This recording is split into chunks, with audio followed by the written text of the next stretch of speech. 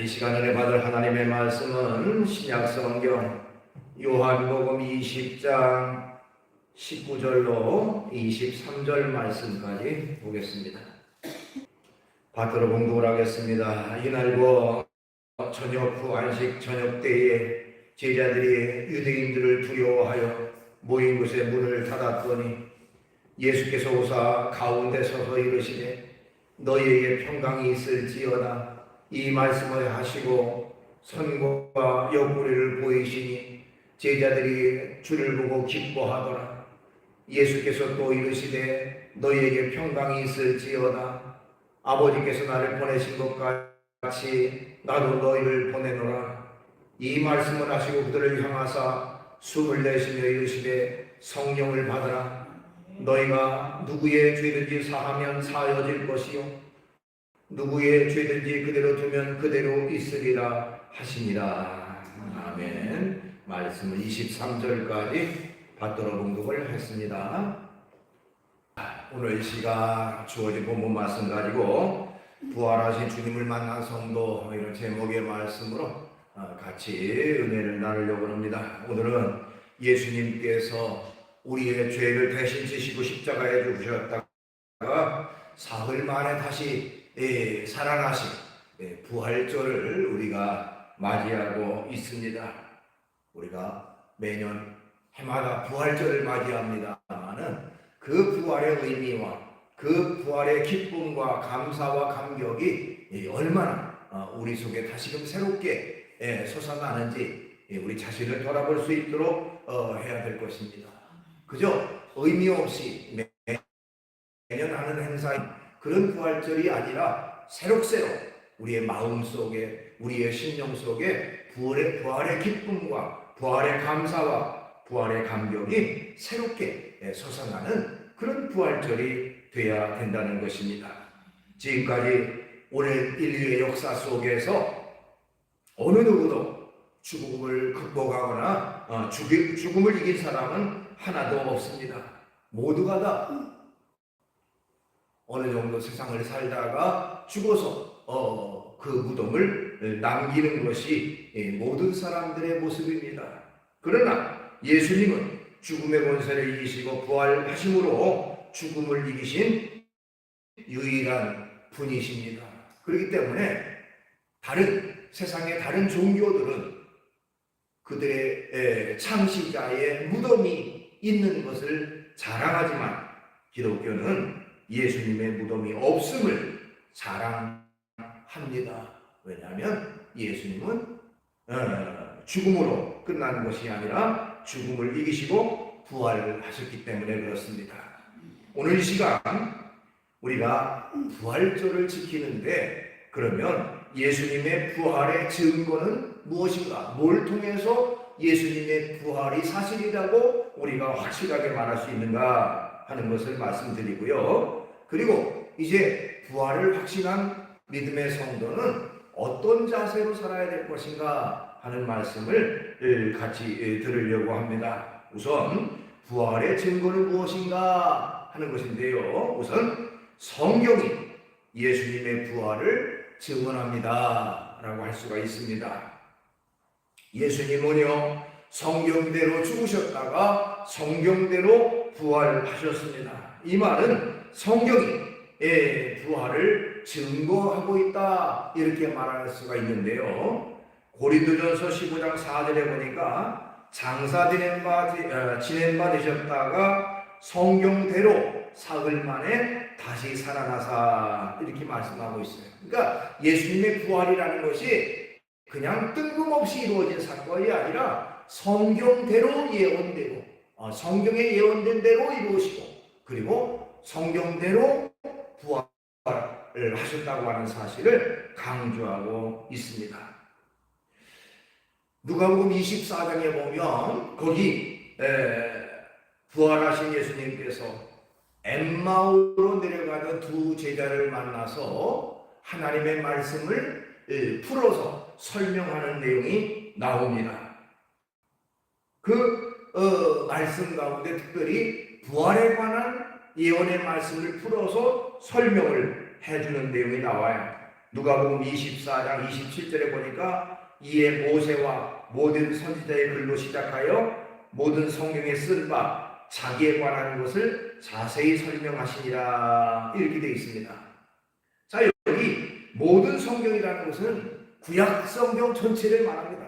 구약 성경 전체에 대해서 예수님의 부활에 대한 내용의 말씀을 쭉 풀어서 설명하셨어요. 예수님이 부활하신 예수님이 그 실망에 차서 이제 엠마오로 내려가는 그 제자들에게 하나님의 말씀을 풀어서 설명해 주는 내용이 거기 쭉 나옵니다. 또한 이제 신약 성경의 핵심적인 내용, 우리가 복음서라고 하는 것은 예수님의 일생을 기록한 내용이라고 말할 수가 있어요. 예수님의 생애를 기록한 말씀. 그래서 예수님이 어떻게 태어났고 어떤 삶을 사셨고 어떻게 죽으셨는가 하는 내용을 쭉 기록하는 것이 복음서인데, 그 복음서의 결론적 내용은 뭐냐? 바로 부활에 초점을 맞추고 있습니다. 그러니까 하나님의 말씀인 구약 성경은 예수님의 부활하실 것에 대한 그런 내용으로 예언되어 있고, 신약 성경에 와서는 예수님이 실제로 부활하심에 대한 사건을 기록함으로써 예수님의 부활이 실제적 사실이라는 것을 성경은 쭉 기록하고 있습니다. 이렇게 성경의 내용을 통해서 우리는 예수님의 부활이 사실이라는 것을 깨달을 수가 있다는 것이죠. 그 다음에 아까 조금 전에 서두에도 조금 말씀드렸습니다만은 비어있는 무덤, 텅 빈 무덤이 부활의 증거가 된다, 이렇게 말할 수가 있습니다. 세상의 타종교는요, 부활의 무덤의 크기를 자랑하고 무덤이 실제로 존재한다는 것을 자랑합니다. 석가모니의 무덤이나 이것이 그 석가모니가 죽어서 남긴 무덤이다, 그렇기 때문에 그분은 실제로 존재했던 것이다라고 그 무덤을 자랑합니다. 그러나 기독교는 바로 빈 무덤을 자랑하고 있다는 것입니다. 누가복음 24장 1절로 3절에 보니까 안식 후 첫날 새벽에 여자들이 그 준비한 향품을 가지고 무덤에 가서 돌이 무덤에서 굴려 옮겨진 것을 보고 들어가니 주 예수의 시체가 보이지 아니하더라, 이렇게 기록되어 있습니다. 자, 예수님이 십자가에 돌아가신 요일은 오늘날 그 요일로 말하면 금요일날 낮입니다. 금요일날 낮. 유대인들은요, 하루의 개념을 어떻게 따지냐면 저녁 때, 저녁 6시 이후에 저녁부터 시작해서 그 다음날 저녁을 하루로 그렇게 칩니다. 우리는 대개 아침에 하루가 시작해서 그 다음날 새벽까지를 하루 개념으로 보잖아요. 그런데 유대인들은 반대로 저녁부터 시작해서 그 다음날 저녁까지를 하루의 개념으로 봅니다. 그러니까 예수님이 이제 금요일날 돌아가셨으니까요, 그날 저녁 때쯤 되니까 그날이 무슨 요일이냐면 무슨 날이냐면 바로 안식일이 이어지는 날입니다. 안식일날. 그렇기 때문에 유대인들은 안식일날은 아무것도 하지 않았어요. 어디 자기가 이웃집 방문하거나 다른 사소한 일은 전혀 하지 않고 안식일을 철저히 지켰습니다.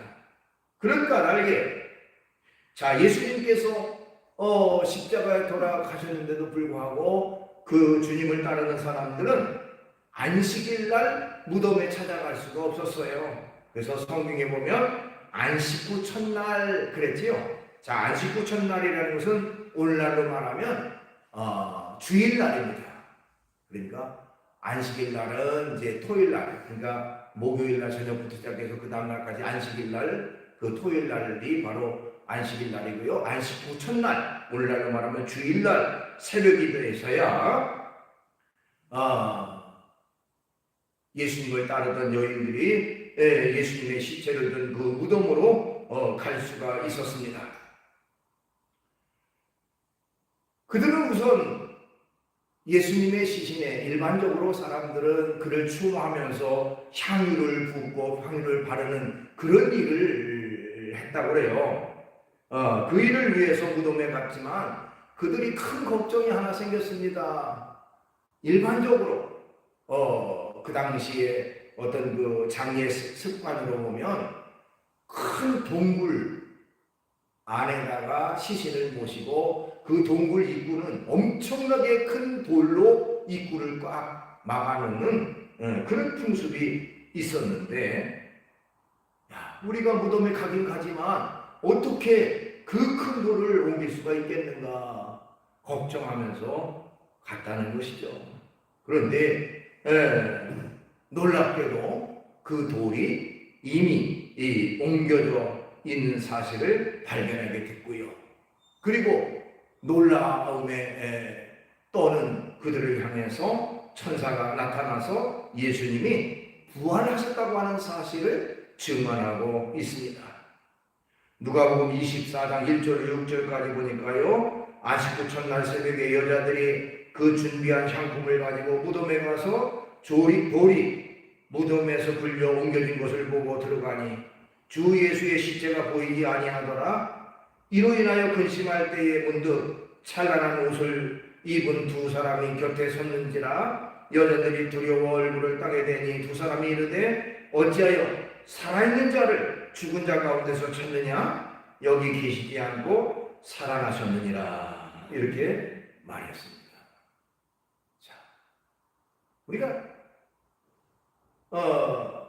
무덤이라는 것은 죽은 사람이 있는 곳이 무덤인데 죽은 사람이 없는 곳이니까 그건 무덤이 아니죠. 빈 무덤이죠. 자, 이처럼 텅 빈 무덤이 곧 기독교의 자랑이 되어지고 또한 예수 그리스도께서 부활하셨다고 하는 실제적 증거가 되어진다고 할 수가 있습니다. 그 다음에 예수님의 말씀이 부활을 증거합니다 라고 할 수가 있습니다. 마태복음 16장 21절 보니까요, 이때로부터 예수 그리스도께서 자기가 예루살렘에 올라가 장로들과 대제사장들과 서기관들에게 많은 고난을 받고 죽임을 당하고 제3일날 살아나야 할 것을 제자들에게 비로소 나타내시니 하는 말이 있습니다.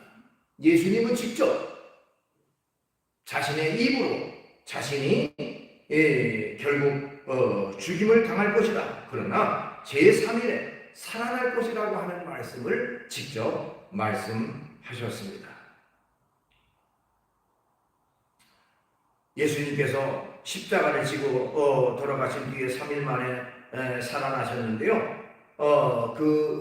직접 살아날 것이다, 부활할 것이다 라고 하는 것이 신약 성경에만 모두 25번 정도로 예언이 되어 있습니다. 기록이 되어 있습니다. 이런 내용을 통해서 보면 예수님도 직접 자신이 부활할 것을 증언하고 있다라고 할 수가 있습니다. 그 다음에 우리가 또 예수님의 부활을 뭘 통해서 알 수가 있을까요? 바로 제자들이 변화돼서 새 사람 된 모습이 예수님의 부활을 증거합니다 라고 할 수가 있습니다. 우리가 잘 아는 대로 예수님은 12명의 제자들이 있었고요. 물론 그 중에 가룟유다는 예수님 버리고 11명의 제자가 있었습니다만은 그들은 예수님이 붙잡히자 한결같이 예수님을 모른다고 부인하고 멀리서 도망가서 뿔뿔이 흩어지는 그런 무기력한 사람들이 됐습니다. 그렇죠? 예수님의 으뜸제자라고 하는 베드로와 같은 사람도 너는 분명히 예수의 제자야 라고 말할 때 어린 하녀 앞에서도 예수님을 모른다고 부인하고 예수님을 심지어 저주까지 했던 그 사람이 바로 베드로였습니다. 무기력하기 짝이 없고 그야말로 나약하기 짝이 없는 제자들의 모습이었습니다. 그러나 그런 그 연약한 제자들이 부활하신 예수님을 만난 뒤에는 그들은 그야말로 180도 변하게 됐습니다. 과거에는 자신의 목숨이 두려워서 떨고 주저했던 그들이 이제는 나는 목숨도 두려워하지 않고 자신 있게 말하겠노라 하고 자신 있게 예수님을 증거하는 사람으로 변하게 됐다는 거예요. 어떻게 이렇게 달라지게 됐는가? 무엇이 그들을 그렇게 바꿔놓았는가? 그건 바로 예수님의 부활 때문에 그랬습니다. 예수님의 부활을 확신하고 부활하신 예수님을 만난 뒤에는 제자들의 태도가 완전히 달라졌다는 것이죠. 그래서 사도행전 4장에 보면 거기 그 제사장들과 사두개인들이 베드로와 요한을 불러다가 이제 도무지 예수를 전하지 말아라 라고 호되게 경고하는 내용이 나옵니다. 더 이상 예수를 증거하면 너희들 가만 안 둘 거야 하고 아주 호되게 위협을 가합니다. 과거 같으면 알겠습니다, 몸조심하겠습니다 하고 도망갔어야 마땅할 제자들이죠. 근데 그들의 태도는 달라졌습니다. 성경 사도행전 4장 19절로 20절에 보니까 베드로와 요한이 대답하여 이르되 하나님 앞에서 너희 말을 듣는 것이 하나님 말씀을 듣는 것보다 옳은가 판단하라. 우리는 보고 들은 것을 말하지 아니할 수 없다. 자신 있게 말했던 거예요. 그러니까 죽이려면 죽여라. 나는 보고 들은 것을 전하는 것뿐이다. 나는 전하지 않을 수가 없다라고 자신감 있게 말했던 것이 그렇게 두려움이 많았던 제자들이 어떻게 이렇게 태도가 달라졌는가? 그건 바로 예수님의 부활을 확신했고 그것이 사실이기 때문에 제자들은 담대함이 생겼고 그리고 자신 있게 복음을 전하는 그런 사람들이 됐다는 것입니다. 그 다음에 예수님의 부활을 뭘 통해서 알 수가 있습니까? 초대교회 설교의 내용을 통해서 예수님의 부활을 우리가 알 수가 있습니다. 사도행전 17장 3절을 보면 뜻을 풀어 그리스도가 해를 받고 죽은 자 가운데 다시 살아나야 할 것을 증언하여 이르되 내가 너희에게 전하는 이 예수가 곧 그리스도라 하니 하는 내용이 나오는데요.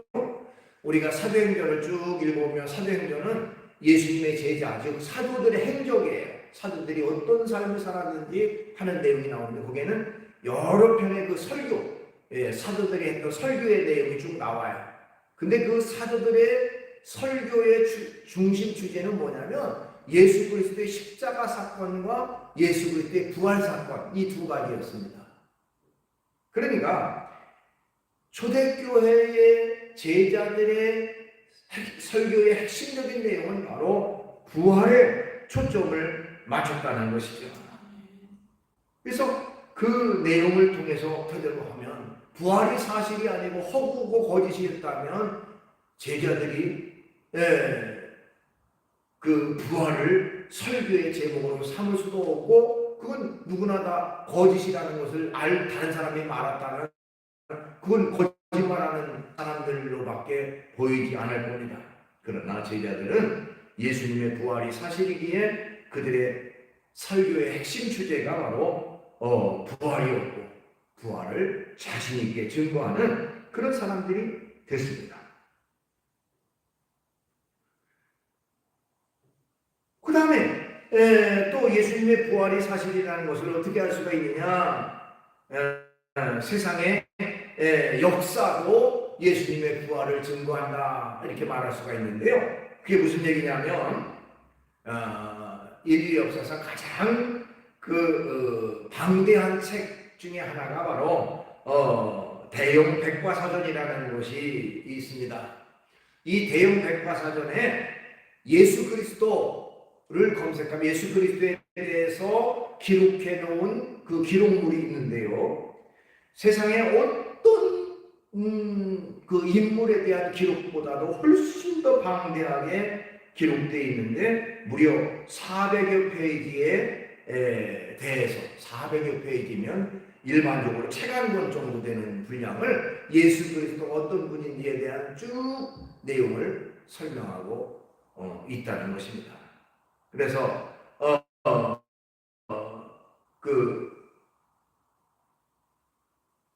그 책에 보면 무슨 세상에 위대하다고 하는 사람들의 여러 명을 합해 놓은 그런 기록물보다 훨씬 더 예수 그리스도가 어떤 삶을 살았고 그분의 부활에 대한 쭉 내용이 설명되어 있다. 세상의 역사도 역시 예수 그리스도의 부활을 확실하게 증언하고 있다라고 할 수가 있습니다.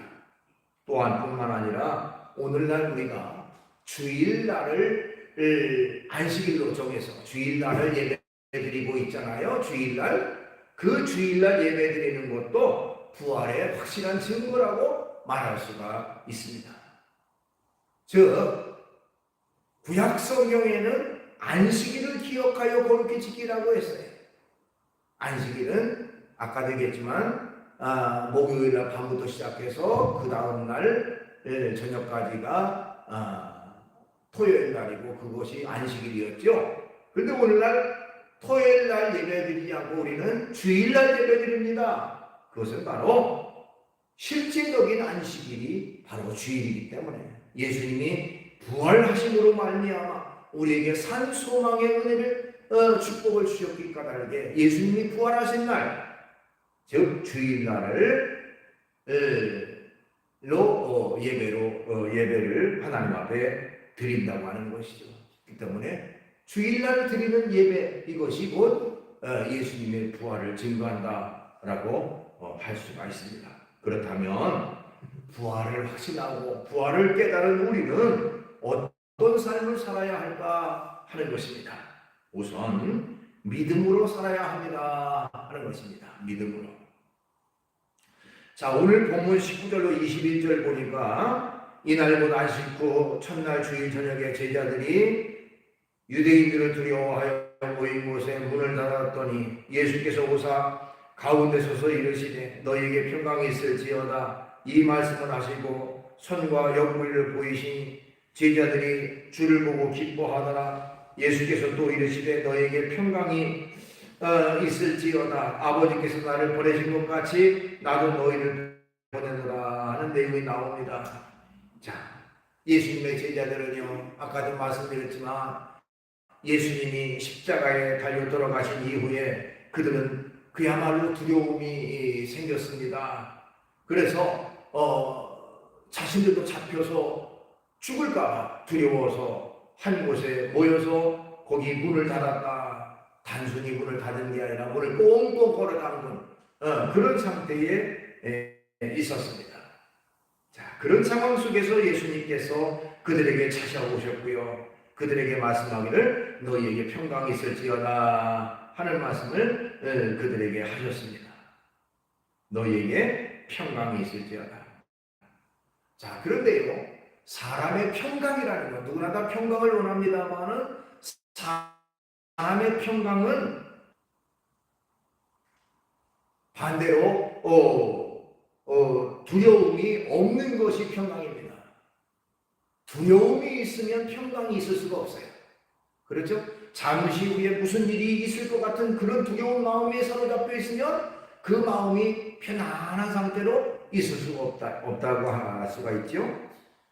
자, 두려움이 없는 것이 곧 평강이나.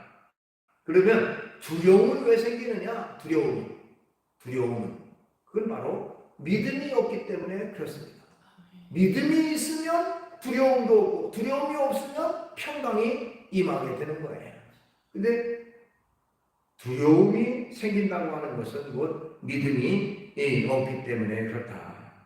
그런 면에서 우리는 믿음으로 바로 설 때에 우리에게 진정한 평강이 주어지게 된다는 것입니다. 마태복음 8장 26절에 보니까요, 예수께서 이르시되 어찌하여 무서워하느냐? 믿음이 작은 자들아 하시고 일어나 바람과 바다를 꾸짖으시니 아주 잔잔하게 되거늘 하는 내용이 나와요. 우리가 잘 아는 대로 예수님과 제자들이 배를 타고 갈릴리 바다를 지나갈 때에 갑자기 풍랑이 일어나서 배가 뒤집힐 위기에 있었고요. 그때 주무시던 예수님을 급하게 깨워서 우리를 살려달라고 애원하는 그 제자들에게 예수님께서 하신 말씀이 바로 어찌하여 무서워하느냐 믿음이 적은 자들아 라고 말씀하셨어요. 그러니까 두려워한다고 하는 것은 믿음이 적은 것을 말씀하는 것이죠. 그런 면에서 우리는 믿음을 굳게 하고 살아가는 태도, 그것이 곧 온전한 성도로서의 바른 삶이라고 할 수가 있습니다. 평강이 있을지어다 하는 말씀을 주셨던 것처럼 진정한 평강은 곧 두려움이 없을 때오고, 그 두려움은 곧 믿음이 없으니까 두려움이 오는 건데, 우리가 진정으로 믿음 가운데 살아갈 때 평강 가운데 살아갈 수가 있다는 것입니다. 그 다음에 또한 우리 이 부활을 확신하고 부활을 믿는 우리는 또한 영혼을 구원하면서 전도하면서 살아야 한다라고 할 수가 있습니다. 21절 말씀, 예수님께서 말씀하기를 아버지께서 나를 보내신 것 같이 나도 너희를 보내노라 하는 말씀이 있어요. 아버지께서 나를 보내신 것 같이 나도 너희를 보낸다. 예수님이 이 땅에 오신 목적은 바로 영혼을 구원하기 위해서 오신 것입니다. 그래서 친히 십자가 위에 자신의 그 몸을 버려서 피 흘려 죽으시기까지 인간의 죄를 대신해 죽으셨죠. 그 예수님의 대속으로 말미암아 우리가 구속함을 얻고 구원받는 자가 되어졌습니다. 그래서 누가복음 19장 10절 인자가 온 것은 잃어버린 자를 찾아 구원하려 함이라 하는 말씀이 기록되어 있어요. 또 인자가 온 것은 섬김을 받으려 함이 아니라 도리어 섬기려 하고 자기 목숨을 많은 사람의 대속물로 주려 함이라 하는 말씀도 있습니다. 예수님이 오신 목적은 자신의 몸을 내어주고 그리고 많은 사람을 구원하기 위해 오셨고, 그리고 예수님이 오신 목적은 또한 전도하러 오셨다라고 직접 말씀하고 있습니다. 마가복음 1장 38절 이르시되 우리가 다른 가까운 마을로 가자 거기서도 전도하리니 내가 이를 위하여 왔노라 하시고, 그래서 전도하는 것이 곧 예수님이 하시는 일이다. 내가 하나님이 나를 이 땅에 보내신 것은 내 몸을 대속물로 주고 구원하기 위해서 왔고, 한 영혼을 전도해서 이끌기 위해서, 바른 길로 이끌기 위해서 왔다라고 말씀하셨습니다. 그런 사명은 또한 저와 여러분에게도 주어졌습니다. 우리도 예수님을 믿었고 구원받았다면 이제는 예수님을 증거해서 한 사람 한 사람을 주님께로 인도할 수 있는 그 역할과 사명을 우리가 감당해야 되는 것입니다. 그것이 바로 주님의 부활을 목격하고 확신하는 그런 성도의 해야 할 일입니다.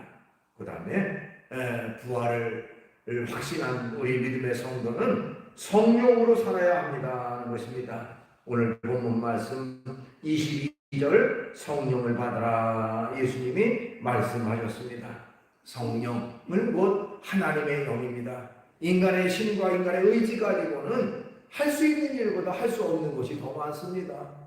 그런 면에서 우리는 성령의 능력을 힘입어야 되는 것인데, 성령의 힘, 성령의 능력을 충만하게 덧입어야만이 비로소 우리가 하나님의 사명을 감당할 수가 있습니다. 또한 하나님 앞에 바른 길을 걸어가는 것도 곧 성령의 충만함으로 살아가야만 하나님 앞에 바른 길을 걸어갈 수가 있는 것입니다. 그래서 예수님은 제자들을 향해서 성령을 받으라고 말씀하셨습니다. 그 다음에 또한 우리의 부활을 확신하는 믿음의 성도는 어떻게 살아야 되느냐? 서로 사랑하며 살아야 된다 하는 것입니다. 요한복음 오늘 보면 23절 너희가 누구의 죄든지 사하면 사하여 줄 것이요 누구의 죄든지 그대로 두면 그대로 있으리라 하는 말씀이 있어요. 자, 서로 용서하며 살아가는 것이 중요하다 하는 것입니다. 어느 책에 보니까요, 우리가 어떤 사람을 용서하지 않고 끝까지 그 사람에 대해서 원망하고 불평하고 그 사람에게 악한 마음을 품으면 그 사람에 대한 그 악한 감정이 결국에는 자기 자신을 그 속에 가둬놓는 것과 같다라는 내용이 나옵니다. 그러니까 우리가 어떤 사람이 나를 괴롭혀서 나에게 내가 엄청나게 불이익을 당하고 고통을 당했어 억울해요. 그럼 매일 그 사람의 이름을 불러가면서 그야말로 저주를 퍼붓고 악담을 하는 경우도 있죠. 그러면 일시적으로 내 마음이 편해질지 모르지만 계속해서 내 마음에 담아놓고 그 사람에 대한 악한 마음으로 가득 차 있으면요, 어느 순간인가 내 자신도 그 속에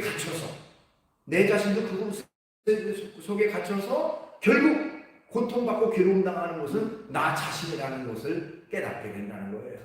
그런 면에서 내 자신이 고통받고 괴로움당하지 않게 하기 위해서라도 우리가 다른 사람을 용서할 수 있는 그런 태도, 그런 마음가짐, 그것이 있어야 한다는 것입니다. 그것이 바로 예수님의 사랑인 것이죠. 우리가 예수님께서 우리를 사랑하신 그 사랑을 기억한다면 용서하지 못할 사람이 없고요, 또한 사랑하지 못할 사람이 없는 것입니다. 예수님이 우리를 사랑하셨듯이 그 사랑을 받은 우리는 기꺼이 다른 사람을 사랑하고 살아가는 우리가 되어야 되는 것입니다. 말씀을 정리합니다. 오늘 특별히 부활절을 맞이해서 예수님의 부활하심에 대한 여러 가지 증거들에 대한 말씀을 드렸고요. 또 부활을 확신하는 우리는 어떻게 살아야 될 것인가? 믿음으로 살아야 된다 그랬고요. 영혼을 사랑하고 전도하며 살아야 된다 그랬습니다.